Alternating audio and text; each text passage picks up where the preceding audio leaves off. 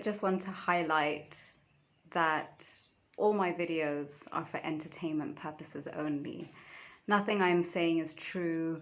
Everything is just to entertain you and to get you thinking about things a little bit differently. So now that we have that out of the way, let's talk about religion. Let's talk about the fact that so many people in the world still remain indoctrinated by organized religion. What if I told you if religion was the first mental programming? It was the first program that was put in place to manipulate human beings into believing absolute nonsense. Absolute nonsense, because let's not forget that beliefs create reality. And so those in positions of power have continuously manipulated what we believe, therefore they can manipulate reality. They want us to use our energy, our thoughts, our actions into creating a reality that serves them, not us. So I grew up going to church, had the whole church like religious studies in school, and not like that deeply, but enough to know that just a lot of it seems a bit fishy. Now, not to say that there isn't a lot of great information in the Bible, there is, because what these ridiculous people in positions of power have always done is they mix the truth with fiction, so that it makes it very hard to distinguish what is the truth and what is the fiction. Now, it was very interesting because I recently met let's call him a medicine man from Kisumu, and I was asking him all kinds of questions. We were talking about connecting to our ancestors and what were the right protocols to do that and how they should be honored, etc., etc. And for me, I've always questioned things a little bit because, of course, my half European, half African background has given me an interesting perspective on life. So he told me, when I asked him, what exactly is the Bible according to you? And he said, the Bible is stories about the ancestors of the European people. And when he said that, that just really drove it home, because the fact that out here, a lot of melanated people, whether this be here in Kenya, whether this be in other parts of Africa, even to the extent of the African Americans, because it seems that only people with melanin, or predominantly people with melanin, seem to be the ones who still want to continue abiding by organized religion. Now, when you hear that the people in the Bible are talking about the ancestors of the European people, the same people who came here to colonize and to take away freedom from the people, you have to start wondering, why would we ever go and worship the people who paved the way for all of that to happen? Now, I'm not saying that there isn't anything good in the Bible, but I'm talking about organized religion. And let's not forget that the religion that most people focus on in Africa today is Christianity. But let's not forget that who was the ones who put Yeshua to death? It was at the hand of the Roman soldiers.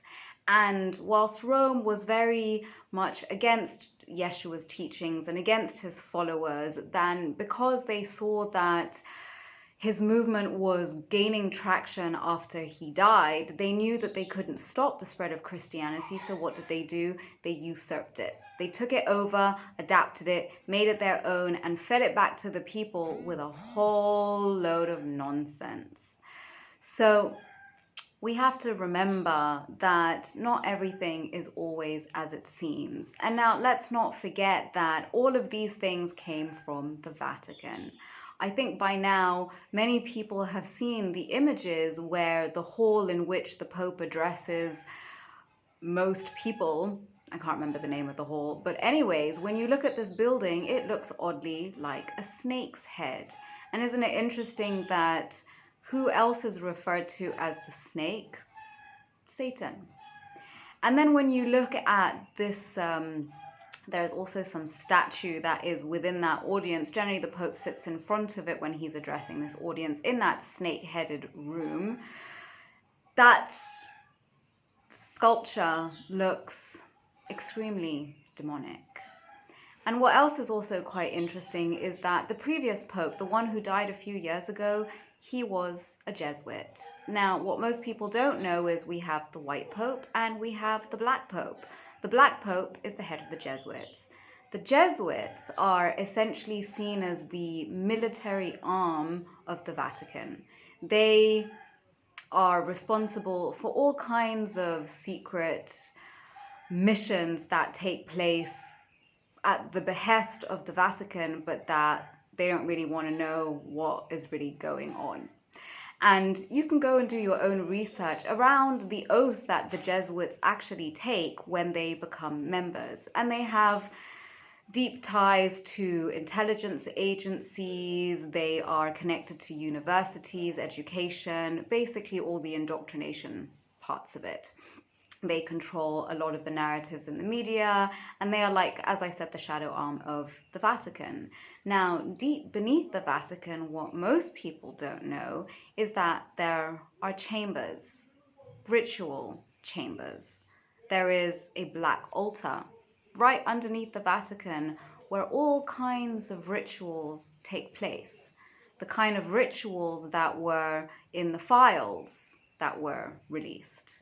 So you have to just start putting two and two together about who was at the head of a lot of these things, because the Vatican holds great power. The fact that you have a lot of American politicians who go and bow down to the Pope when I thought we were supposed to have separated church and state a long time ago. So we have to start really questioning what is behind what we are being shown. And then maybe I'll do this in another video. I don't want this video to get too long, but I really recommend that you look into somebody by the name of Simeon Toko. This was a gentleman who died a few years ago and was otherly known as the Black Jesus. He was the one who prophesied that the Belgians would leave the Congo. And they did, 10 years after the exact same words that he spoke, letting them know that they would be leaving. And we don't often focus on what the Belgians did, but when the Jesuits were chased out of many, many, many other countries, which country didn't kick them out? Belgium. And isn't it interesting that Belgium would be, even though it's a tiny country that we don't often hear much about, they are the head of the warring side of things, the global organization that focuses on war, and they are the head of the EU.